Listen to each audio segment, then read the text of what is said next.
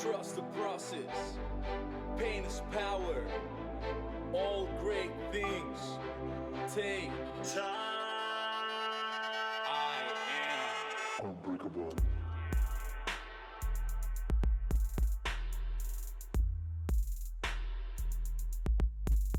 Unbreakable.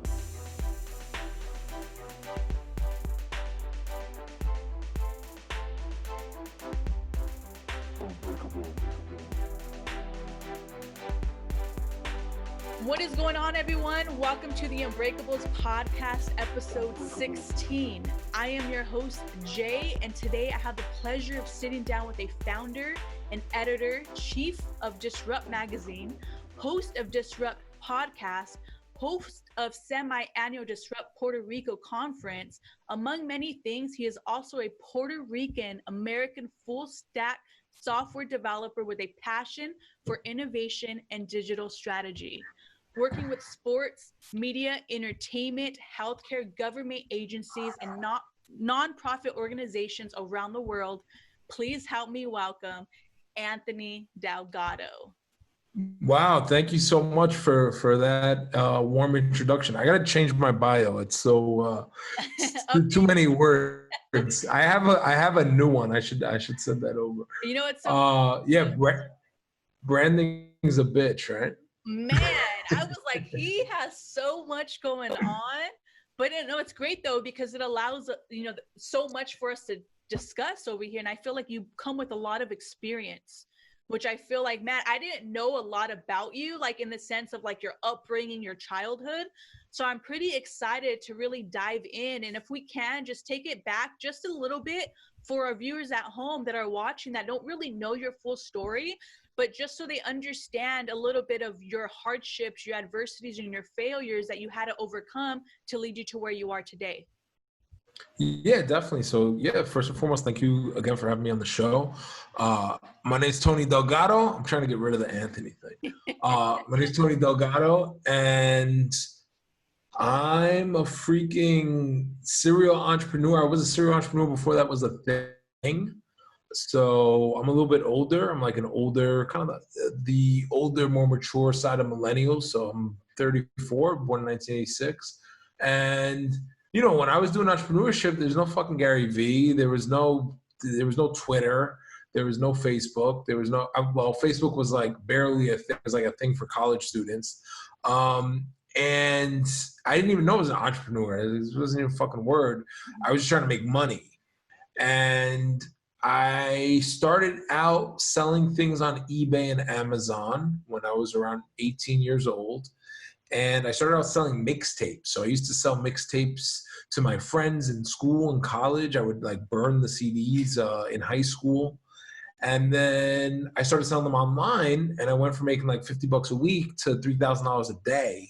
Damn. And I was just like, wow, like I can make more money than my teachers are making in a year. I can make that in 2 weeks.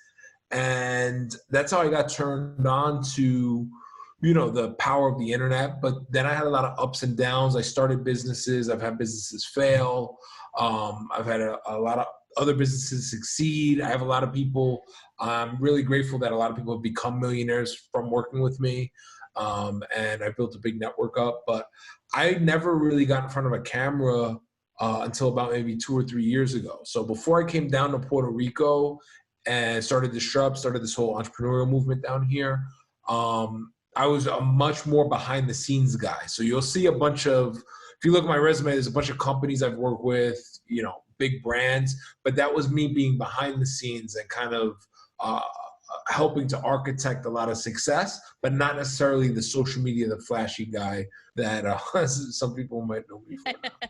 That might actually enjoy being in front of the camera, right? Yeah. It's definitely a skill that I've learned over the years is to enjoy being in front of the camera. And what I love most too is that you're able to see your humility, like just even what you post on social media. You come off as a real, standout guy, just as a regular Joe Schmo, but like you're very knowledgeable, very wise. And man, with everything that you're doing right now, it's incredible the amount of impact that you're providing, not only in Puerto Rico, but everywhere. and I see you in different places. But so going back just a little bit, I understand you were raised by a single mom. Your dad was in prison for life, correct? Yeah. So yeah, my dad left when I was 2 years old, disappeared, really didn't know him. I didn't find out until I was a teenager that he was locked away. And I really just grew up looking for mentors. So I grew up looking at whether it was a guidance counselor in school, whether it was a teacher, a professor, hanging out with the older kids. Like when I was in middle school, I took a senior girl to the prom because I was always hanging out with the seniors. Like I was in 8th grade, but all my best friends were seniors in high school. So I was always looking for mentors, and I grew up, like I said, with a single mom. I had some brothers from my father's side, but I was the only child from my mother. So I really grew up looking for mentors, and early on that kind of manifested in a bad way. Again, hanging out with the seniors, hanging out with people from different crowds. I had a lot of friends that were gang members, a lot of friends that were doing crazy shit. And I was always smart enough to not go too deep off the deep end. So I never actually got involved in any gangs myself. But I was always like so close to the fire that I would always get a little bit of a sunburn. And I eventually realized that, the circle that I was surrounding myself with was not the right people. And that if I wanted to really change my circumstances, I had to change my environment. So I did that in many times in my life. And I think I attribute that to my success is my ability to kind of pick up and start all over again and kind of wipe the slate clean and just start and create something new. And I mean, that's what I've done down here with Disrupt, with Puerto Rico. That's what I did when I moved to New York City a few years back. And I've always been able to kind of recreate myself. And I've done that at numerous times in my life. And I think so many people, they get stuck in thinking that they're a fixed way of being. Oh, my mom was this, or my dad was this, so that means I'm blank. Or, my brother's a screw up, so that means I'm a screw up. Or my brother was a cop, so I'm a cop. And I think one of the things that's helped me be so successful is coming to the realization that a man or woman can be any room that they're in. Any room that you're in, you put on a suit, you're the suit guy. For the whole world, they're going to know you as the guy that wears a suit. You put on a t-shirt, you're the t-shirt guy. And you have the ability to recreate and use your personal brand as a blank canvas. Right. And whether that's your personal brand online or your personal brand offline. Like that's why I kind of cringed when I heard the bio, because that's like my old bio. But like you can go and delete your bio, create a new bio, and brand yourself as whoever the hell you want to be. You go on LinkedIn. I've been a big proponent of LinkedIn even before Instagram, before any other platform, because you can network, you can create job opportunities for yourself. There's never been a better time. I can wear a t-shirt every day and work from home, but if my LinkedIn profile has a suit, then I can be known as the suit guy, even though I wear sweatpants and I work from home, right? So you have the ability to control your brand and control who you become. That's powerful. And I feel like oftentimes, people that go through hardships or adversities, they are a product of that environment, but they feel like that's my life. I can't get out of it. But instead of looking at the issues or whatever the failures, everything that you've gone through, look at the opportunity and use it as building blocks to reinvent yourself. So I feel like that's really and use it as an opportunity to have gratitude, right? So I don't think about my past that often, right? Like I fucked up a lot when I was young. I fucking got locked up. I got in trouble. I got expelled from school. Like you name it, I've been broke. I've gone bankrupt. Fucking every problem that you might want to have, I've had. And family problems. My uncle was a very successful attorney, then became an alcoholic and actually died from I would say from alcoholism. I mean, he got drunk and and ended up, I think, overdosing or whatever. But So I have so many excuses, things to look at. I really don't look at them that often. I'm so hyper focused on my future and on my past. But whenever I do look back, and I do look back on my past and the ugly parts of I have gratitude. I'm like, oh my God, this is amazing that, even we're on this lockdown, but you know what? I have a fucking cabinet full of food. I drive a fucking Mercedes Benz and I live in a gated community with fucking security guards. So even if shit does hit the fan, you know what? I have to have gratitude because look at where I am. So, when I don't look back that often, but whenever I do look back, I don't use it as an excuse to do less. I use it as an excuse to do more and exhibit gratitude over the things that I've. I think that's powerful, and I feel like gratitude is key, man. Like in every situation that we're in, you have to seek the opportunity and to see, okay, it could be worse, but be grateful for where you are, right? So I know you state that going to prison was a gift and a curse because you were forced into entrepreneurship. Looking back at your experience, what were the top 3 lessons and advice that you would give someone who have maybe had a bad past, a criminal past, or someone that went through those type of same type of hardships? Yeah, well, I mean, one of the things that I did was I read. So I read more books than I ever read in my whole life. I was able to read in a little less than 18 months. So I became smarter. I mean, when I came out, people that I knew were, oh my God, it's like, how'd you get smarter? I read the 48 Laws of Power twice. I read Russell Simmons' autobiography. I read The Art of Seduction, The Art of War, The Four Agreements, like so many books that like really built my character and helped me create the person that I wanted to become. And then it was again like being unreasonable, being a savage. So many people that were in my same position, they would go to work a minimum wage job. They would go to work at McDonald's or some shitty job. Like, no, fuck that. I'm super smart. I've been making money on the internet my whole life.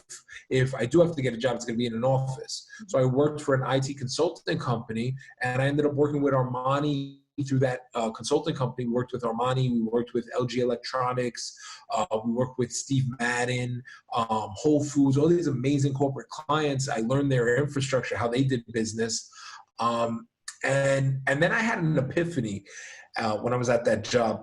We would do IT work, so tech work as consultants, and I got to see what my time was really worth.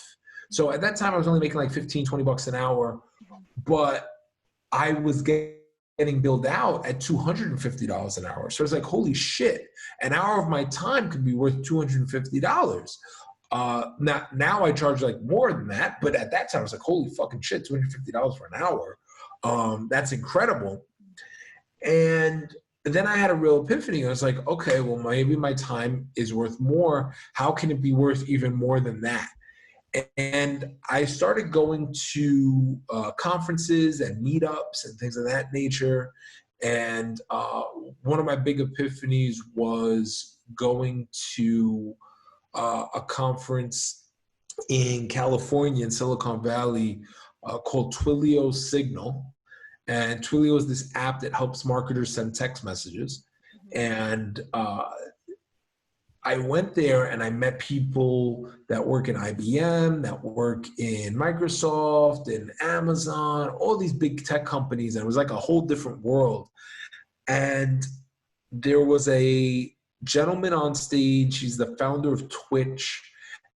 And he looked at the audience. He said, all you guys, when you get back to New York or Chicago, you guys are from, ask your boss for a raise. And if he doesn't give it to you, you should quit. And then that's what I did. I went and I asked my boss for a raise. He gave me a raise. I stayed around for like 6 more months and then asked for another raise. Oh, no, I didn't ask for another raise. I quit again. And this time he was like, do you want more money? I was like, no, I just need to like continue my career. And then I went and I worked for a marketing company and I learned a bunch there, worked with more corporate clients. And I think the biggest takeaway that I had from working more corporate jobs was to take the job as an education.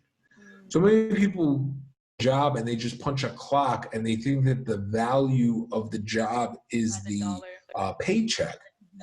Yeah, and the money's you're gonna get spent. The real value, the real payment is who you get to become, what you get to learn while you're there.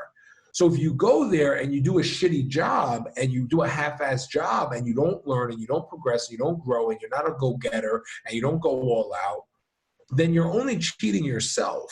Because when you leave, you're going to be the shitty person. You're going to be the half-assed person when you leave. But if you go in and you give it your all, and even if you get 20, 30 bucks an hour, you act like you're getting $5,000 an hour. Then when you leave, you're operating on that higher level. And I think so many people, they go into a job and they want to operate at a low level. It's like, oh, I'm only getting paid 20 bucks an hour, so I'm going to operate at a lower level. You're only cheating yourself. You know, I've had jobs where I've worked for free, or I've been an intern, or I was, on the bottom of the totem pole of the company, but like I'm the CEO of the company.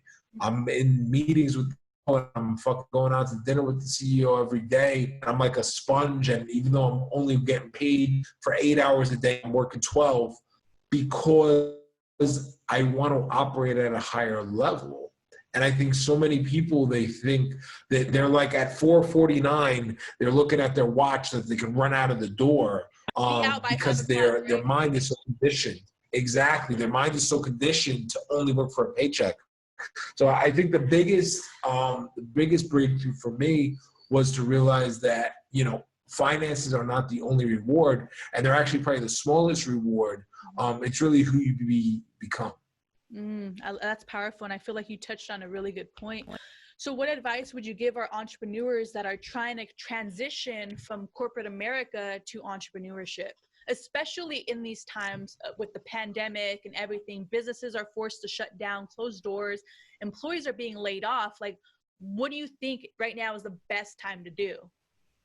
Yeah, well, coronavirus is definitely like a much needed punch in the face to a lot of people who were probably on the fence, right? And they thought, oh, I have security because I work a job, or I have security because X, Y, and Z. And whether you're a small business owner or whether you're an employee, this is definitely a wake-up call. I think, you know, I said this on my mentorship call last night, you know, business, the reason that business exists is to solve the problems of people. Mm-hmm. So in times like this, there's all these new problems that are going to turn up, and that creates a unique opportunity, if you're value driven, to discover solutions to new problems and solve them better than anyone else. So if you're trying to start a business, right now, it's actually the best time. Somebody got on the call, on our mentorship call last night, and he was like, hey, I know it's the worst time to start a business right now, but what advice do you have? And I was like, no. First of all, let's back that up. It's not the worst time. This is the best time, because all these problems are happening. That means that you get to go and solve them. Mm-hmm. So, you know, one of the problems right now that we're experiencing in Puerto Rico is really long lines at the grocery store. Well, if you start a grocery fulfillment service, you could have a whole business. I would happily pay a premium to have groceries delivered to me, so that I'm not at risk of getting the virus, and that I don't have to stand on a long line and all of these things.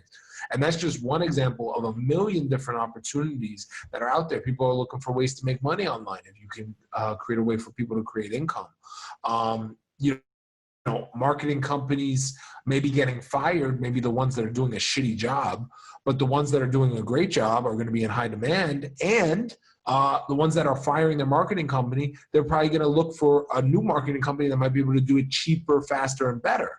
So if you can operate in these times of chaos, then you'll be able to thrive when times get better again. That's powerful. So you say when you moved to New York City, you moved with Wi-Fi and a dream, slept on the floor with bed bugs for a month. What did that experience teach you? Can you take us back to that moment? Yeah. So that was a crazy time in my life. So at that time, I this is fast forward like probably 10 years back. I had warrants and I was in trouble with the law and for like selling pot, nothing crazy, I didn't murder anyone, but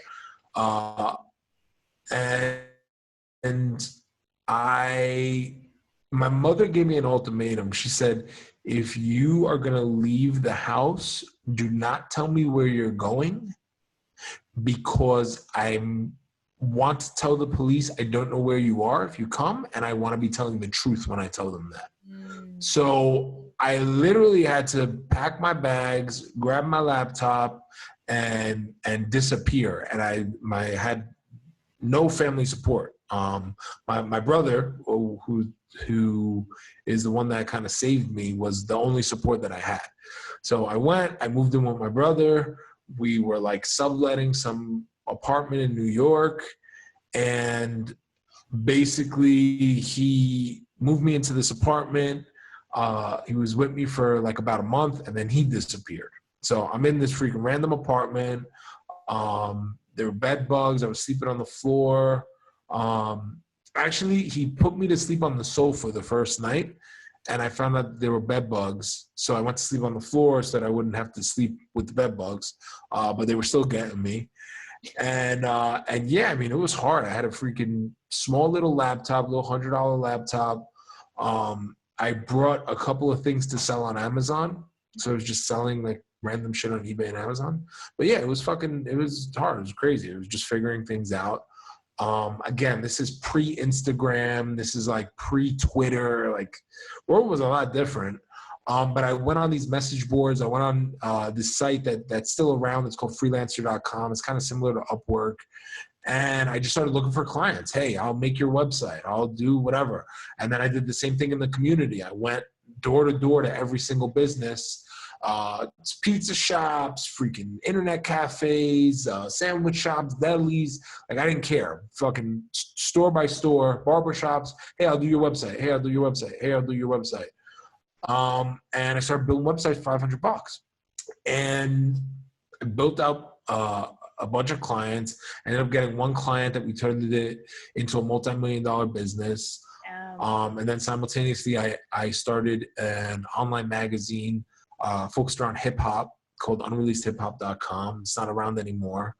But I ran that online magazine for a number of years, and I monetized it with Google advertising, a few other affiliate marketing offers and things like that, but mostly Google.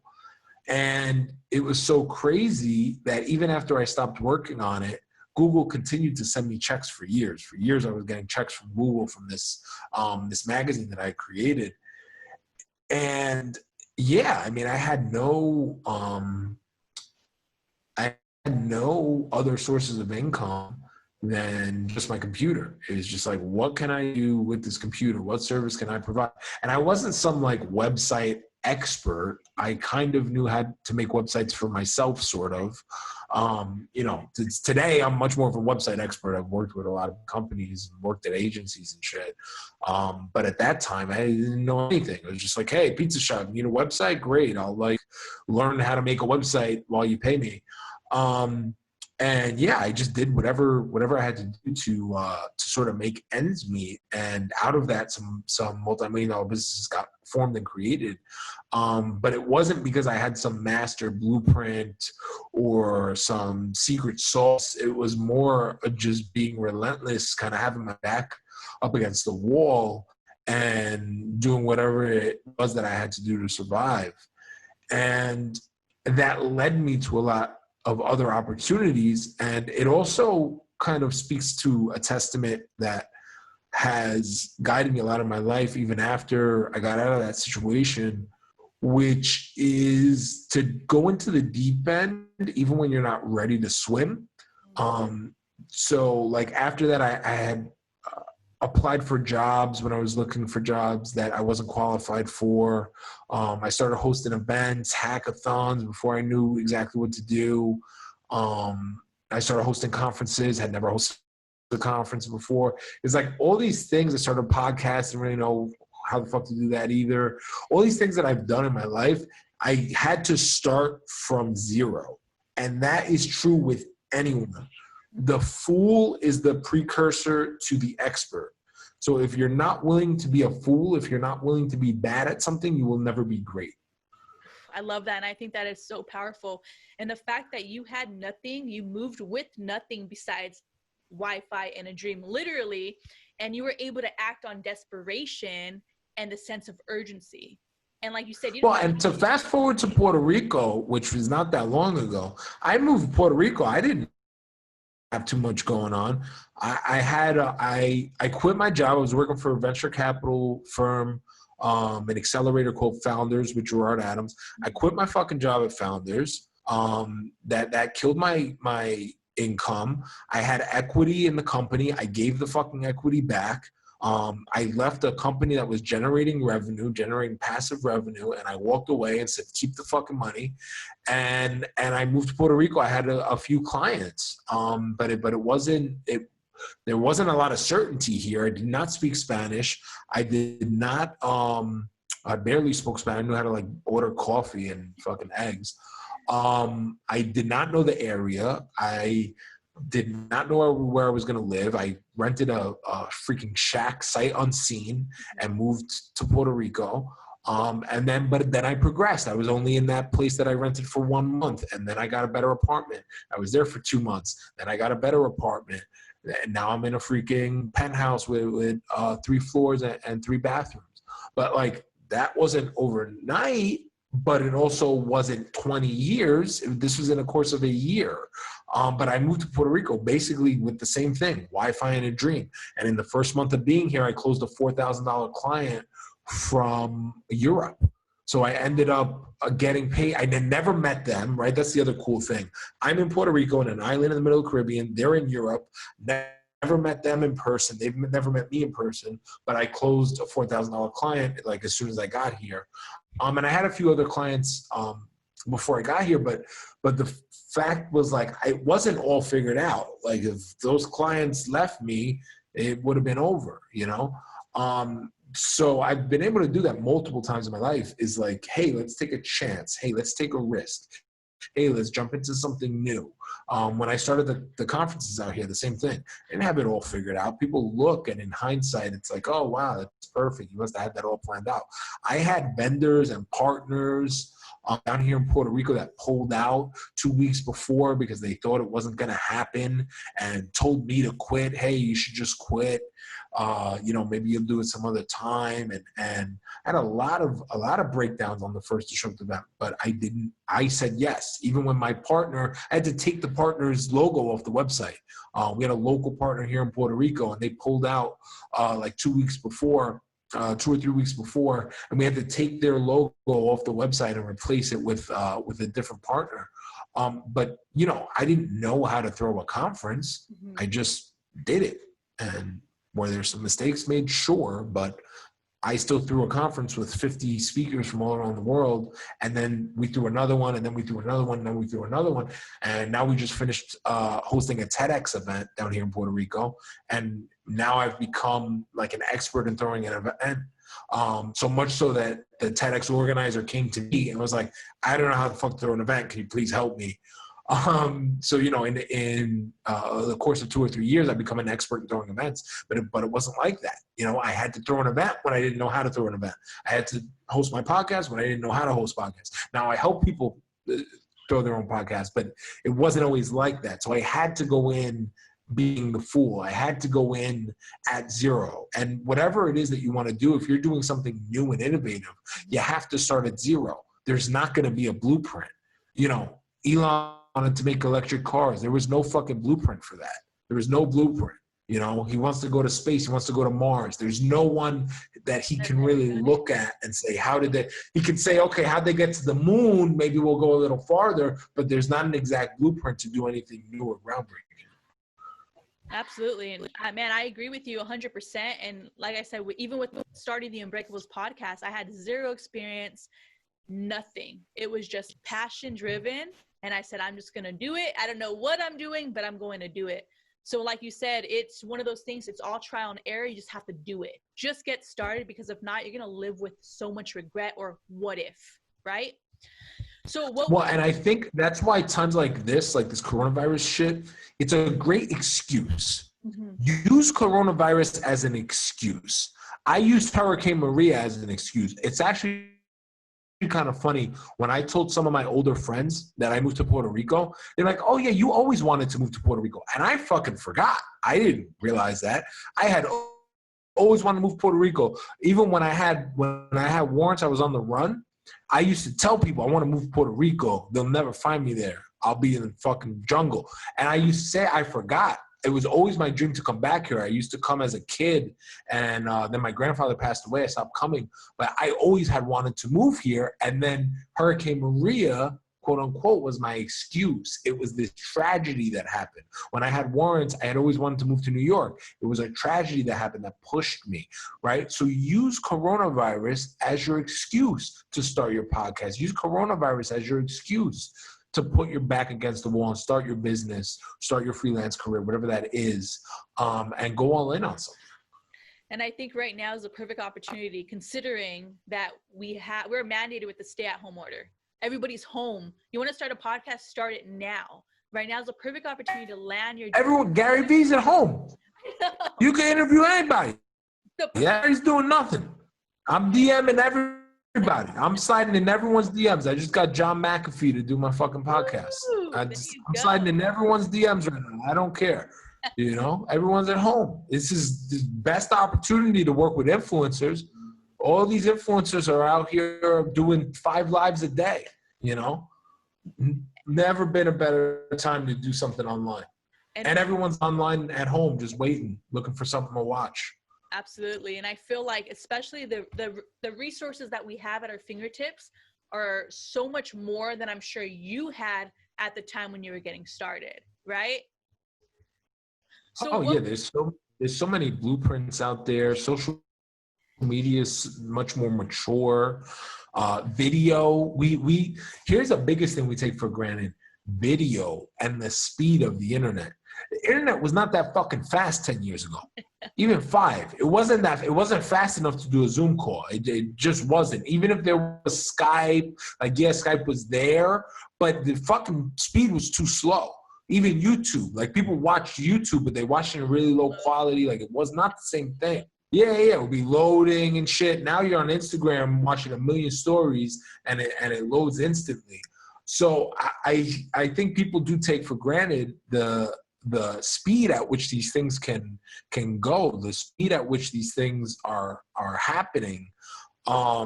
Even TV shows have been forced to do their episodes from home. And that actually puts all the podcasts on a level playing field, because now it's the TV shows are being done at home too. But yeah, and there's so many different tools now, like ClickFunnels and Shopify. And, I had to code stuff and figure out how to code and set up a server and all this crazy shit. You don't have to do that anymore. There's so many tools for you to create what you want to create. And I love that, because now the tools kind of get out of the way, and it's not about the tools anymore. It's more about what are you creating. And there are so many things to enable you to go ahead and create it. Absolutely. So what would you say some of your tips that have helped you manifest entrepreneurship into your reality? So I'm an author. I create my life. So when I wanted to be a full-time developer, I created a narrative that I was a full-time developer, and then that was my narrative on LinkedIn, and I ended up getting 1 million job offers and 1 million opportunities to speak at these dev conferences and all this crazy shit. And it was because that's who I created myself to be. And then when I moved to Puerto Rico, I wanted to be a different guy, and then I created that guy. And honestly, so this shirt is really, really, I'll tell you the story of this shirt, and that'll sum up the way that I'm an author. So these shirts, this is the first production run of the shirt. Now I have different shirts. They say Disrupt, and it says Puerto Rico underneath. It says Disrupt, it says University. We have ones that say Disrupt Brooklyn, all these different cities.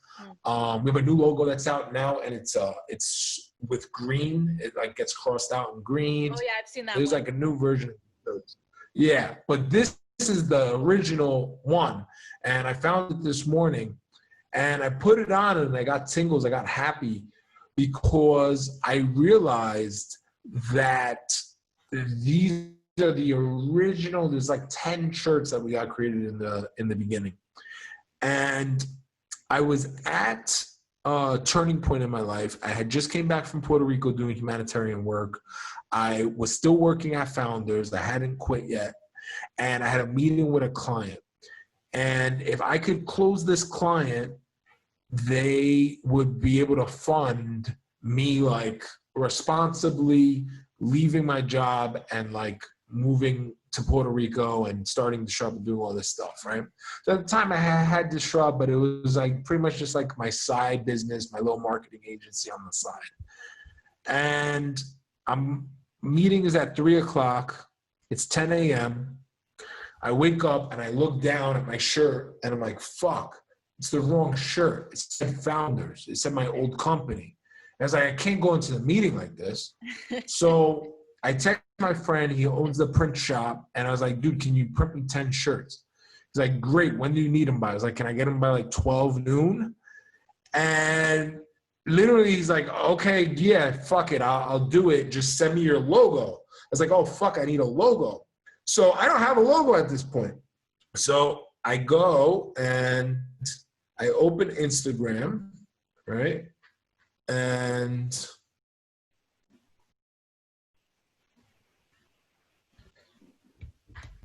I type in the word disrupt. And I don't know if you can see that. Oh, hang on a second. Not really. I'll turn this stupid thing off. Okay, there we go. And then there you go. And then that's my freaking logo. Man, just like that. And we printed 10 shirts. We went into the meeting with me and my other 2 business partners, and we fucking came in, like squatted up, like we're the Disrupt team, me and the 2 other guys. And that's it. And we closed the deal. We brought the contract, guy signed the contract, and that was the deal that created the whole company. And that all happened in a matter of a couple of hours. And, you know, I say that because so many people, they want to start a podcast, they want to start a company, and they obsess over the logo. They spend 6 months to a year working on the logo. And then they spend 6 months to a year working on the website. And then they spend 6 months to a year working on the About Us page. And then they spend the rest of their life and not doing nothing because they didn't start anything and they wasted 3 years of their life. So I say that not to brag. I mean, I don't even like telling that story too much. We built like a crazy brand around it. I mean, now look, it's even on like freaking awards, like it's on everything. But I say that to inspire. Don't wait to start your brand. Don't wait to start your company. Don't wait to launch because your logo is not fucking perfect. The least important thing in the fucking world is what your logo looks like. Mm-hmm. Groupon, multi-million-dollar company, IPO'd on the stock market. He started that website with a newsletter. It was literally a WordPress website. A guy tells the story. I had no idea how to fucking make websites. There's a stupid WordPress. And I was like, do you want coupons in your email? Sign up. And he embedded like a little fucking sign up for MailChimp. And that was Groupon. And he sent you coupons in your email. And that's what the company was for a long fucking time. And then eventually they had an app developed. And eventually it's a platform and salespeople and marketing. But it was a newsletter. Like, what is the newsletter of your company? What is the minimum viable thing that you have to do to create and get to the first step and get to the proof of concept of creating what it is you want to create? And that's the same thing that I've done, like even with my podcast. My vision for my podcast is way bigger, but I'm going to do the type of podcast that I'm able to do today. Yeah, I want to have 10 fucking 4K camera angles and drone footage, and I have a lot of stuff. But what podcast can I launch today that will get done today, prove out that people even want to hear me talk with other entrepreneurs, right? And that's allowed me to get to 100 plus episodes of entrepreneurs that I've interviewed. And not only interview them, but now I've built relationships. I went to John Malot's wedding last year, like all these amazing things that have happened because I was able to start my podcast that never would have happened if I didn't have the balls to do it, to be the fool, to go into it with it not perfect, with it not all figured out, but to do the best that I can do today. You are a perfect example of acting on imperfect action. And the fact that you didn't even have anything done, you just said, this is what it's going to be. And look at what you've already made from it. But you've established a podcast, you have Disrupt Magazine, Disrupt Foundation. Like there's so much that was already just created just by taking action. And I think that's pretty amazing.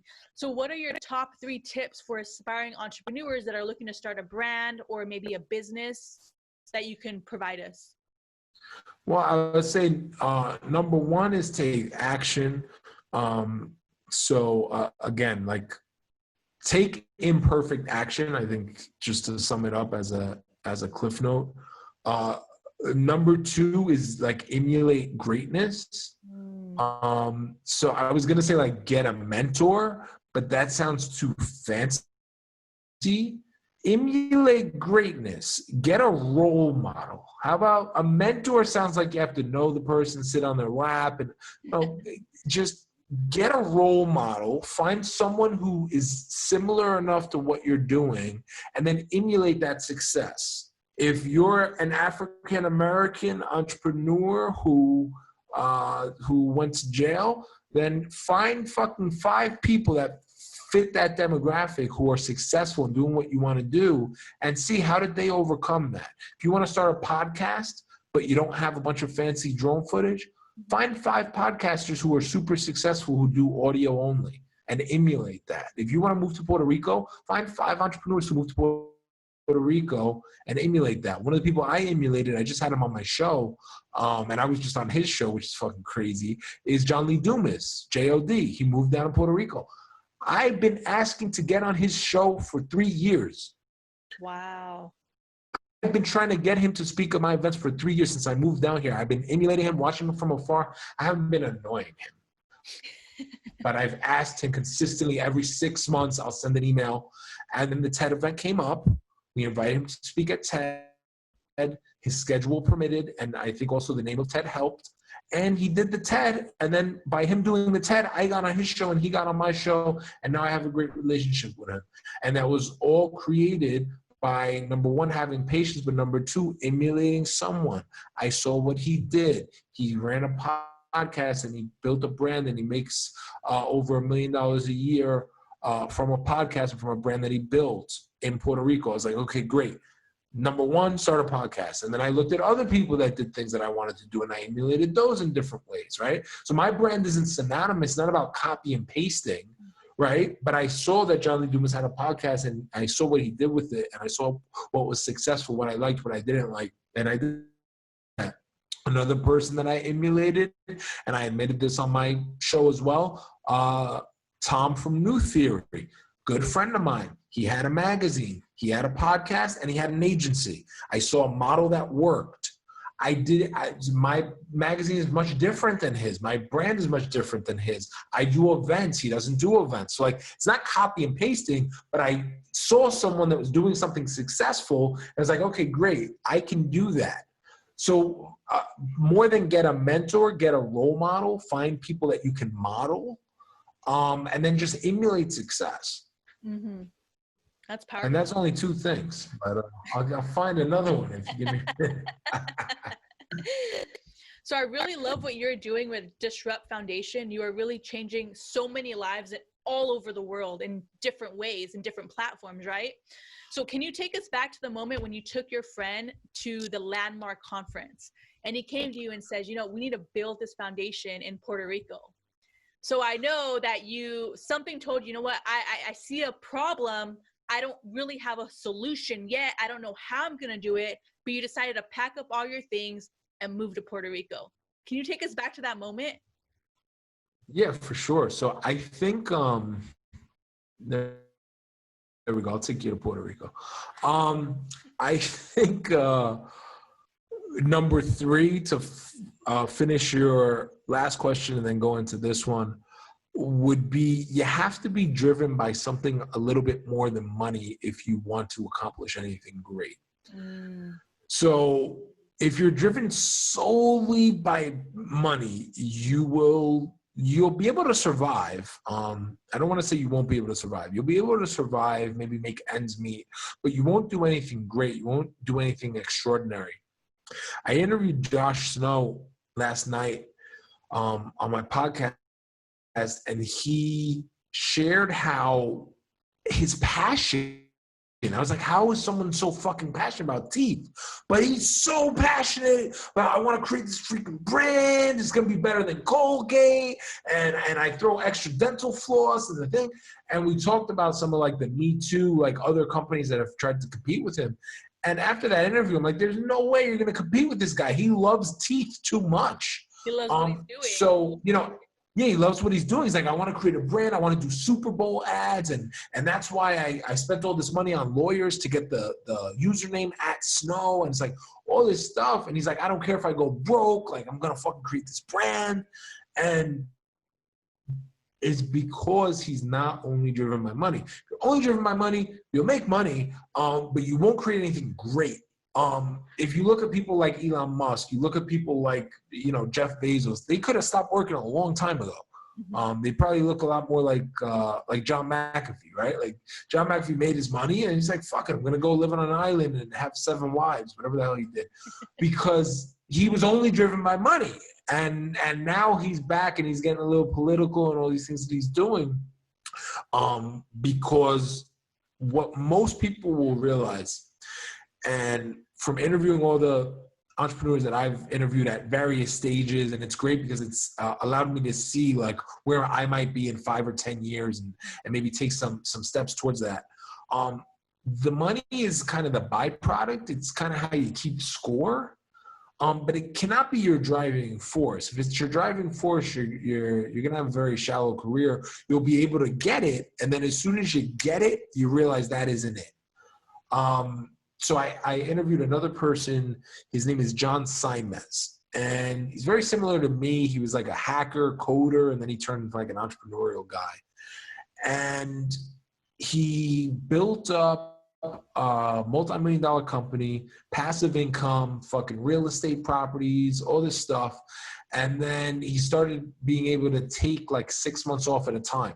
So he would go to Hawaii, he would go to Bali, and he just realized like, nah, I need to work. Like I want to create, I want to make, I want to impact, I want to help people. I want to help people go from, I used to be a nerd and now I'm a cool guy. I want to teach people how to do that. And I lost a bunch of weight. So now he created this whole brand. He was making so much money teaching people about coding and programming and getting a job, all this stuff. He switched his whole fucking brand, actually risked a lot by doing that.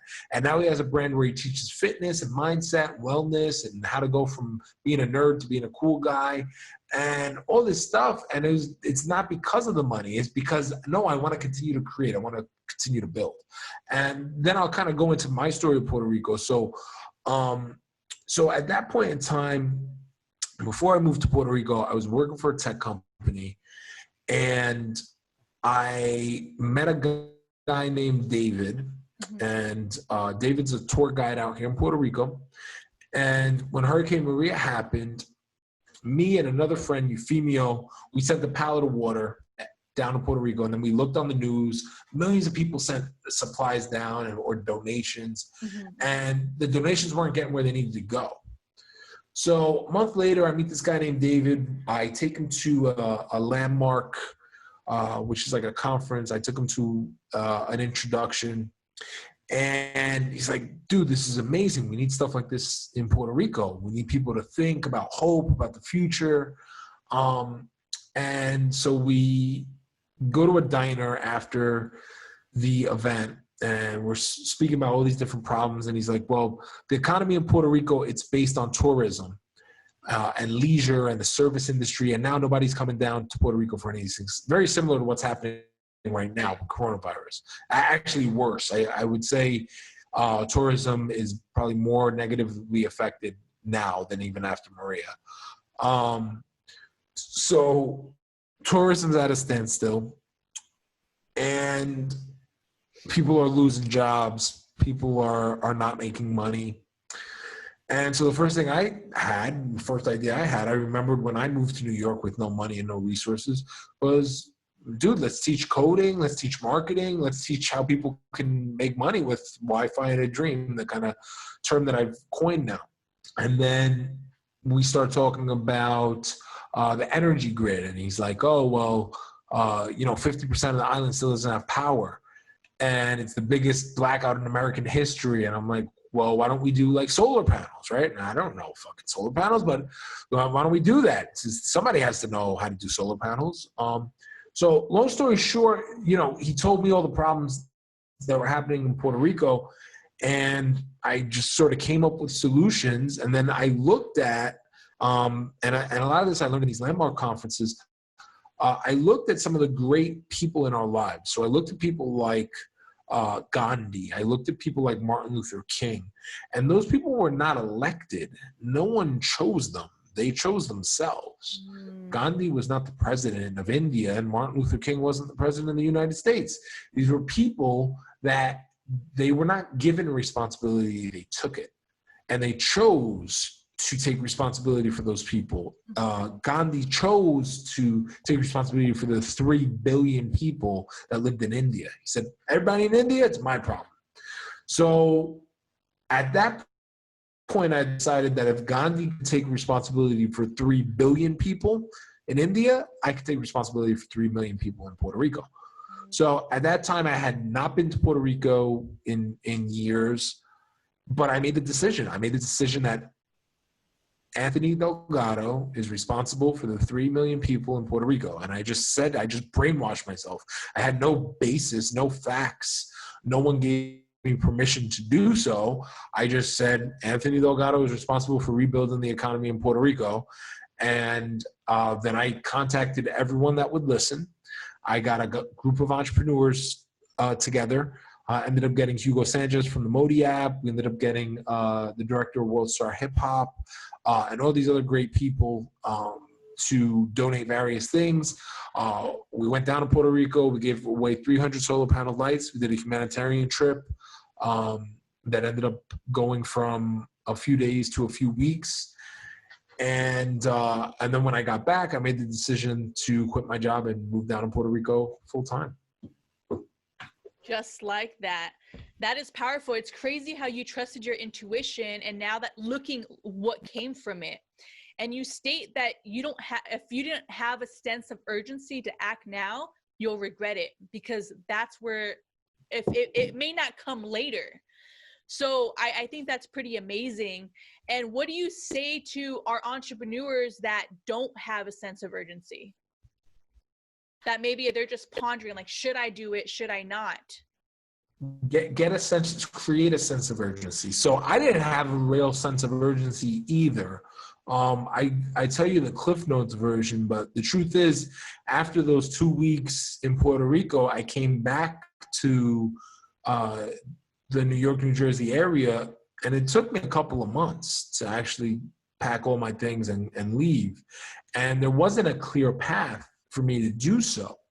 And I had to force myself. So I forced myself in a couple of different ways. So first thing I did was I had this idea for the Disrupt Conference, and I wanted it to be the South by Southwest of the Caribbean. I had just went to South by Southwest that year. I saw what that did for the ecosystem in Austin, Texas, and I wanted to do the same thing in Puerto Rico. So I created an Eventbrite. I scheduled it about a year in advance for the 1-year anniversary of Hurricane Maria. And then I kind of forgot about it. I was like, I'll put this out there. If somebody buys a ticket, like, it'll remind me. And then a few months later, somebody found the event. It's like, hey, I see that I live in Puerto Rico. I see that you're hosting this event, and I want to help and all this stuff. And I want to invite you to this other hackathon that we're doing in Puerto Rico, and I think you'd love it, and all this stuff. And then that was kind of the trigger, one of the triggers that was like, oh, wow, I guess I have to throw this event now that I scheduled it. And people are buying tickets and people are enrolled. And so that was the one way. And then the second way, was that I canceled my lease. I got rid of all my worldly possessions. I sold my TV. I sold my fucking flat screen, my Xbox, all that stuff. And I kind of like just took my life and threw it into the dust. I quit my job, but even quitting my job, I didn't leave right away. I was still building Disrupt in Jersey at the time. And then the last thing that I did was I wrote an article in Forbes. And the name of the article was Why Puerto Rico is Perfect for Digital Nomads. And the first sentence was, bye, Mom, I'm moving to Puerto Rico, and here's why. And then I listed the top 10 reasons why people should move to Puerto Rico. But I wrote that article in New York. I didn't live in Puerto Rico. There's a 2-week process where they look at the article, and I basically knew that this article gets published and my fucking stupid ass is still living in New York. I'm going to look kind of silly. So that was the last straw of me like burning the bridge, me creating urgency in myself, and really forcing myself to move down to Puerto Rico. And I've done that a lot in my life. I've burnt my own bridges. People say don't burn the bridges. Like I try not to burn relationships, but there's a lot of times where you have to burn your own bridges. You have to take a risk. If you're going to quit your job and start a company, that's a risk. That's burning a bridge in a sense. You know, now you shouldn't fucking spit on your boss when you're walking out the door. You can always leave the door open, but you might have to quit first in order to have the time necessary to start a business.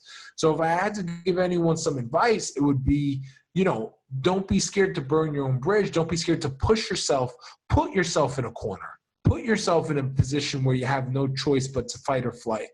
And that'll put you in the position to succeed. That'll put you in the position to win, because we're creatures of survival. So if you put yourself in a survival situation, you're going to have more innovation. You're going to have more ideas. You're going to have more tenacity to actually push yourself over the level that you need to succeed.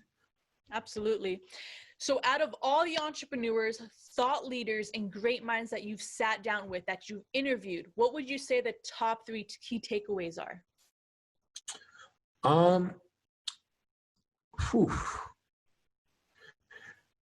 I would say, or at least even what they have in common. Yeah, I would say one thing that they all have in common, which that's probably even more powerful, is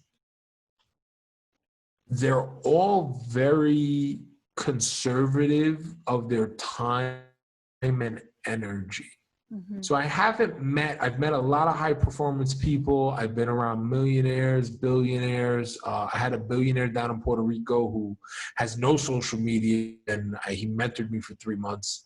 So I've been around a lot of people that operate at these high levels. Number one is they're very, very conservative and protective of their time and energy. Where are they putting their time? Where are they putting their energy? It's harder to reach them. There's a quote from Sam Ovens. He says, if you have your cell phone number in your email signature, it's the number one way to know that you're broke, because that means that anyone can take your time. So they put layers in place so that it's, you know, it's not they're inaccessible, but there are layers in order to get their time, whether that's a virtual assistant or whether that's maybe you have to send an email instead of a straight text. And, you know, I've been lucky enough that I have gotten a lot of these guys' phone numbers, but it's not as easy as it seems. So one of the steps that I took in my life when I realized that was I ported my number over to Google Voice. So I still have the same number that I had for years because I have a lot of friends, family, business connections that have that number. And I still publish it in a lot of places. And it still actually does come to my phone. It goes to the Google Voice app on my phone. But I put that number out more often, and I'm able to control it. I'm able to set a schedule. I'm able to, if I'm working on something, I can literally flip a switch and that number turns off until I need to turn it back on. So being able to conserve your energy and really focus on the things that matter would be number one.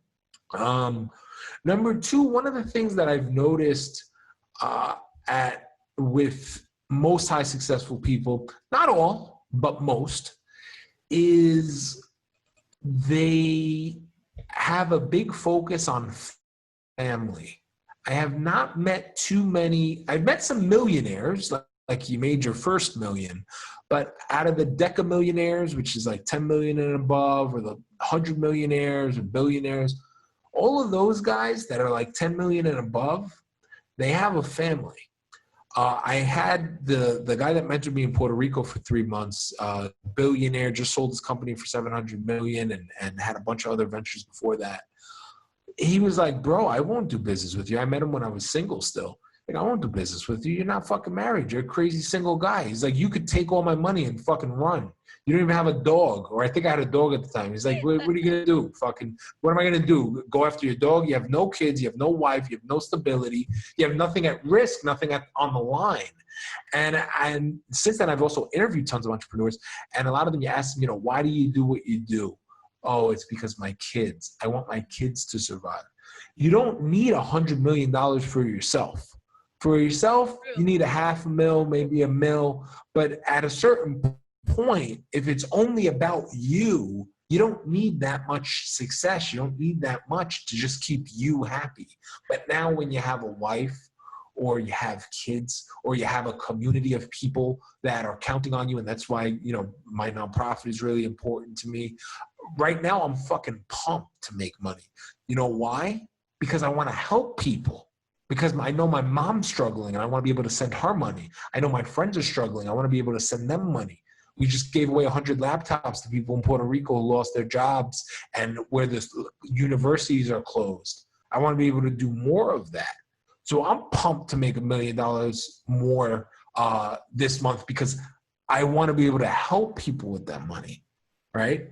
So it's a different mindset when you focus on something bigger than yourself. I talk about this if you've ever come to the Disrupt conferences or webinars. I talk about this too.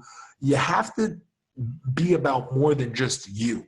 Yes. One of the ways to do that is to focus on family. Choosing the right partner is a determinant factor in success as well. So it's not only any partner, like, oh, let me just, the next person I meet. No, it's choosing the right partner, choosing someone that's going to support you and complement you and help you build your empire. So I'm really blessed that I found my soulmate, recently got engaged, and she is a fucking genius. She's smart. She's articulate. She speaks like really, really good Spanish. Like, I speak like horrible Puerto Rican slang. I know all the curse words. She speaks like Spain, articulate, super grammatically correct Spanish that she intimidates people when she speaks Spanish with them. So she compliments me. She's a morning person. She likes to wake up early. I don't. So all the things that I lack, I found someone who compliments me in the opposite ways. I'm a little bit more creative. I'm a little bit more scrappy. I'm a little bit more reckless. I take more risks, which she needed. Because if it was up to her, we would never launch because we'd never be ready. Me, I take too many risks. So all of those things, they balance themselves out. So, most of the high performance people that I've met, that billionaire that I mentioned as well, he told me about his wife. He was like, she's my fucking other half. His wife's a lawyer. She does all his legal paperwork. She's like, she's my shark. Like, I fucking stick her on people because I know that she'll help me get the job done. So that would be the second kind of theme that I've seen with a lot of these high performance people. John Malott, the same thing. He's been married. He's had different wives, but he's always been married. He's like, dude, like I need that. Ryan Stillman, freaking, even Josh Snow right now has, like, everyone that I've seen high performance, it's those power couples. It's those people that they come together. And then that's the first level, is doing things for your family. And then how can you do something more? So a lot of them will do philanthropy. They'll take on something bigger. And it's all about taking responsibility for something bigger than you, not just focus on yourself. The third thing that I would have to say, all high performance people do is they value their selves. They value their time.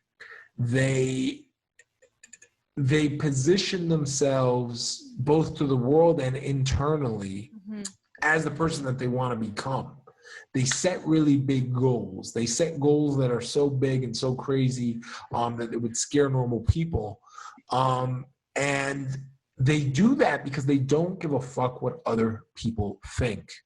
And so many entrepreneurs that are young and getting started, they're too busy trying to look rich instead of actually be rich.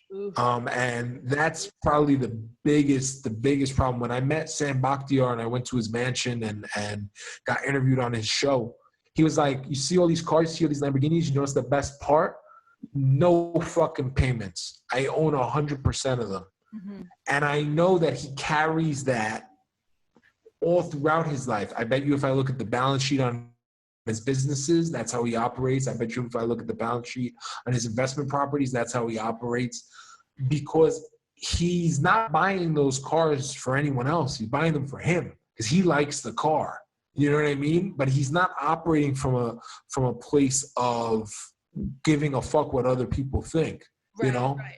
He wears his fucking glasses. He's the cool guy. He does his podcast. He doesn't speak perfect English. He doesn't give a fuck. I'm doing a podcast, motherfucker. I'm going to interview everybody. And I don't care if English isn't my first language. I'm going to do it, you know? And so it's really like a lot of times people try to emulate success. And I said this on another podcast. They see me eating steak. They see me at STK, at the Vanderbilt, eating a fucking A7 steak. And they're like, oh, so entrepreneurship is eating steak. And it's like, no, entrepreneurship is eating ramen noodles. And then if you eat enough ramen noodles, then you get the steak, right? But they're so caught up in trying to look a certain way, trying to appease others, and a lot of them get into entrepreneurship for the wrong reason. And that's why I think underdogs are so successful, because a lot of times underdogs like myself, we get into this shit out of necessity. We get into this because we don't want to go back to the gang-ridden communities where we come from. We don't want to go back to the lives that we came from. So our drivers are a little bit different. There are a lot of middle-class kids that are getting into entrepreneurship now, and you know their motivation is to like, let me show the kids in high school that I'm fucking cool now. The kids in high school don't even fucking follow me. I don't know who the fuck they are. I don't know. They're not my friends. They don't have my phone number. I haven't talked to these fuckers in 10 years. Like, they could fucking rot in hell and die. I could care less. Mm-hmm. I intentionally deleted my Facebook 5 or 10 years ago. They didn't want to fucking know these people anymore. And the fact that there are people out there, you know, you didn't choose your friends. You just showed up in kindergarten one day and there's fucking kids there. And there are some people, if you still have friends from kindergarten, like maybe you had one really good one, or maybe you went to a great prep school and you fucking went to school with the Bush kids. But if that's not the case, if you didn't go to school with the fucking Vanderbilts, the Trumps, and the Clintons, and those aren't the circle of friends that you grew up with in kindergarten, fuck your friends. Those aren't your friends. Those are some friends that you made when you were 5 years old. You're basing your whole life on the opinions of your kindergarten friends. It doesn't make any fucking sense. So I think a lot of underdogs, they operate from, I don't want to go back there. And that's a better motivator than, oh, I want to show so-and-so from kindergarten that I'm cool. Mm-hmm. Damn, that was powerful, and Tony, that was so powerful. Thank you so much for that. So I need to ask you, what is next for you? What is next for Disrupt? So, yeah, I mean, I'm super excited. I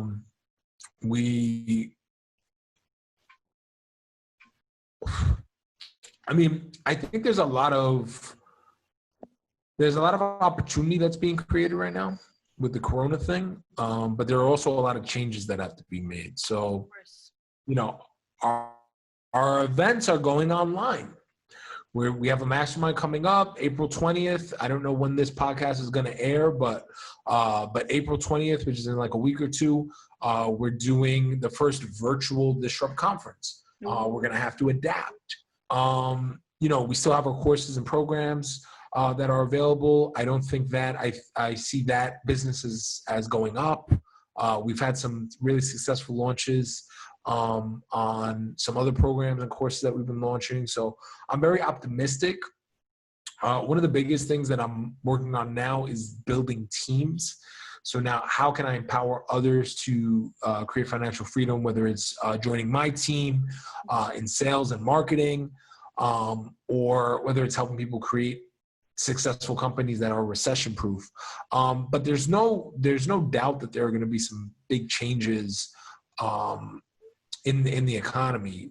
You know, this Corona thing is going to be over in a month, but this economy thing is going to be fucked for the next 18 months, if not more. And I'm excited. I'm concerned, but I'm also excited because I know that's going to create new opportunities. But yeah, you're going to see a lot more webinars, a lot more virtual. We're going to dive in and dig in even more into the virtual programs.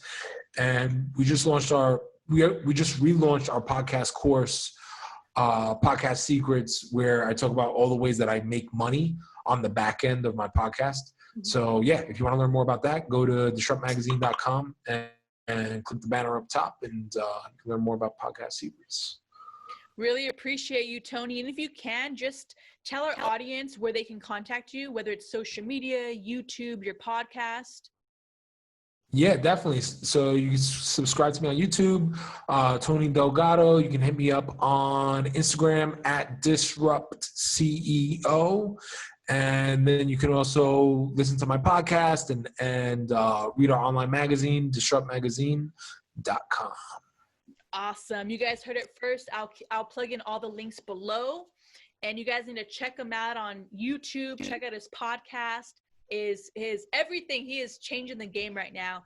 Tony, I really, really appreciate you, man. And thank you so much for bringing your knowledge, your wisdom to our podcast, to our show. And this is just the beginning for you, man. I really, really appreciate you.